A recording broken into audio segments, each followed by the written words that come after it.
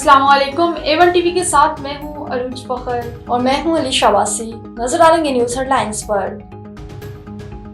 لاہور میں اسموگ کا زور مسلسل، آلودہ ترین شہروں میں شمار۔ اتوار کو بھارتی پنجاب سے زہریلی ہوائیں آنے کا امکان، محکمہ ماحولیات کو صورتحال مزید بگڑنے کا خدشہ۔ پنجاب حکومت نے اسموگ کو آفت قرار دے دیا۔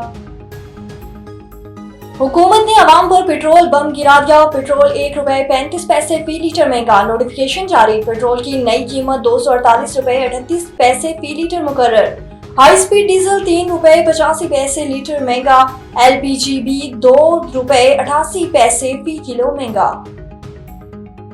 ایران جوابی حملے کی تیاری کر رہا ہے، اسرائیلی انٹیلیجنس کا دعویٰ۔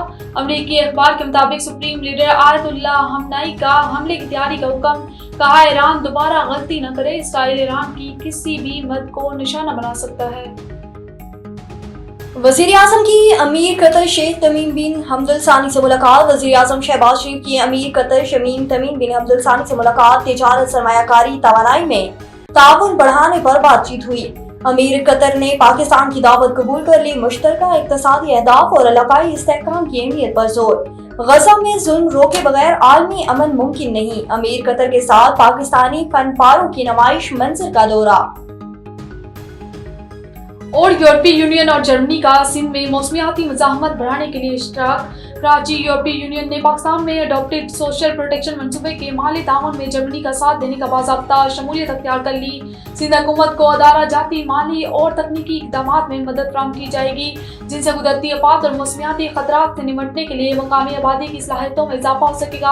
پاکستان میں یورپی یونین کے نائب سربراہ فلپ گراس نے کہا کہ یورپی یونین ہمیشہ سے ایسے سماجی تحفظ کے مضبوط نظام کی حمایت کرتا ہے جو فوری مسائل کو کم کرنے کے ساتھ ساتھ طویل مدتی پائیدار ترقی کو بھی فروغ دے۔ A1 ٹی وی کی نیوز اسٹوڈیو سے فی الوقت کے لیے اتنا ہی۔